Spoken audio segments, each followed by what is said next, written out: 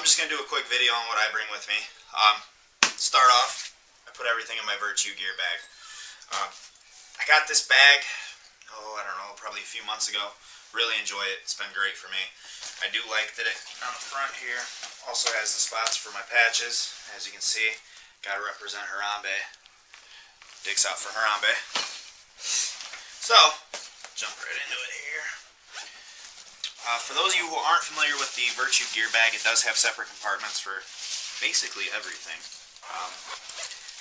Because I use the GoPro Session 5 to do my videos that I'll be doing of my gameplay, I keep that on my dies.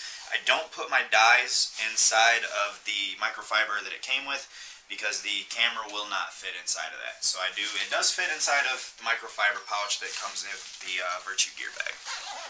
So that is an excellent feature about these. When I get done playing, I'll put my dirty clothes in here.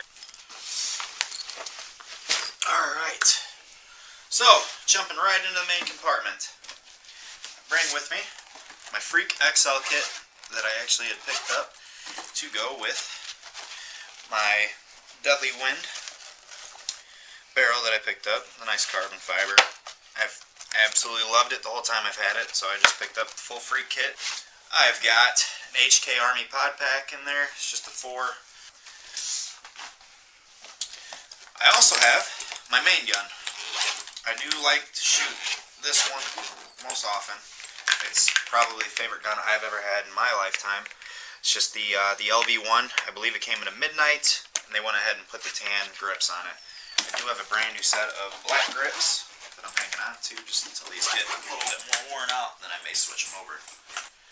Then I also go ahead and I bring, so you gotta have a backup gun, especially if you're going to the big games. You don't know when your gun's gonna go down. So I like to bring my Eagle 11.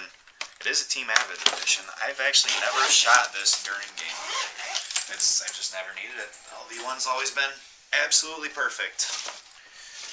Also, I have the Exalt tank case. I still have the tag on it, just for reference sake. Working on getting some cases made, so more may come on that later.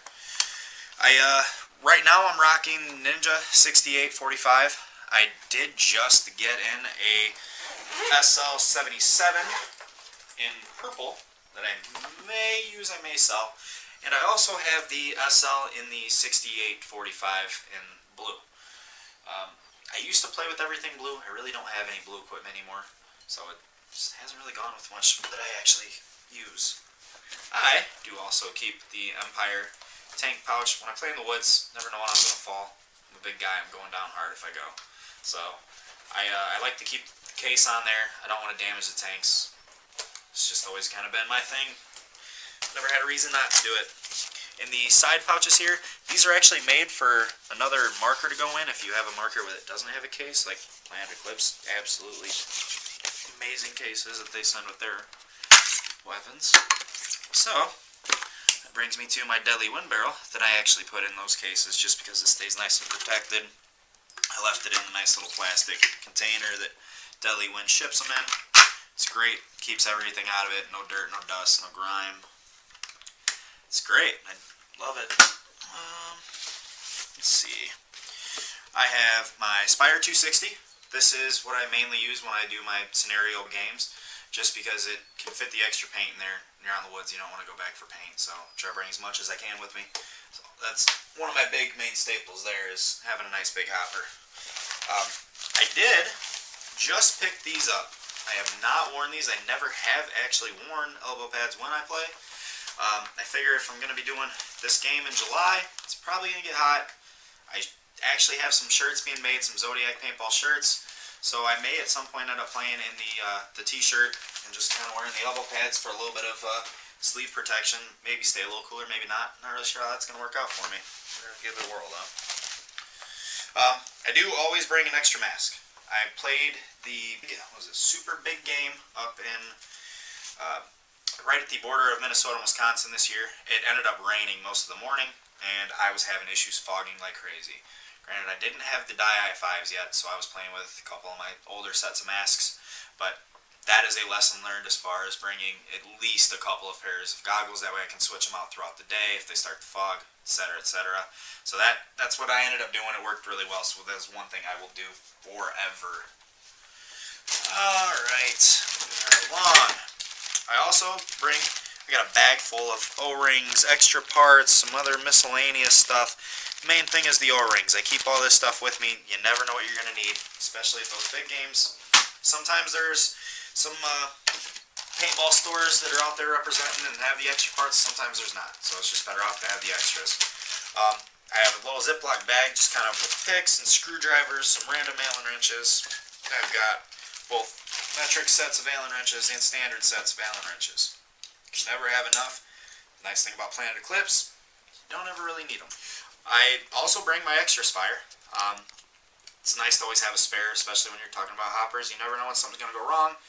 And again, I'm traveling across the Midwest, so I don't want to be 4 hours away and have no access to extra hoppers and have to buy another hopper when I have 4 or 5 at home. It just doesn't make any sense to me. Better off bringing it. I also just picked up a die rotor. I got a pretty good deal on it. I figured why not throw it in the gear bag. If I get into a game where I feel like I will actually be throwing some paint, I'll go to it. I really, really like my spires because I just feel like they're a little bit softer on paint and they feed as fast as I need to shoot. If I can't hit you at 10 balls a second, I'm not going to hit you at 20 balls a second. It doesn't really matter. So I always, prefer the spire, but I figure I'd give the rotor a shot. See how I like that this next game.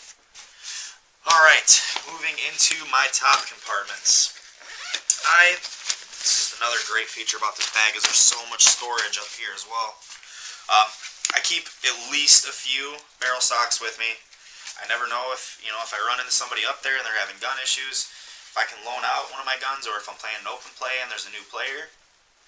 I can always let somebody use one of my guns, so I keep the extra socks in case I lose one, in case I loan out a gun, whatever the case may be. So, socks, great thing to have. This middle pouch here, this is where I kind of keep some of my other smaller soft goods. Got my bandana in there, got my gloves, and I've got a Eclipse headband that I just picked up as well. I like the green on this. We'll see how that goes with the rest of my gear once it comes in. Also in this pocket, this pouch does go all the way to the bottom, in case you guys didn't know.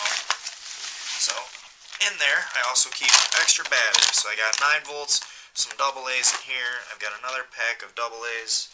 I've got my Virtue microfiber, and I actually plan on trying to get some custom microfibers made that'll have my Zodiac Paintball logo on it. So if you guys are interested in that, please let me know. I don't want to spend a bunch of money on it if I don't have anybody that's going to be interested. And I also have a couple more 9 volts. In my top pouch, I have hater sauce. Have my Exalt barrel swab, which I've never had to use with my Eclipse guns. Also another big surprise. And then just another quick squeegee that I can throw to somebody out on the field. If they take it, not a big deal. Doesn't really cause me much problem. And that is it for those pockets. Alright, and then in my top pocket here,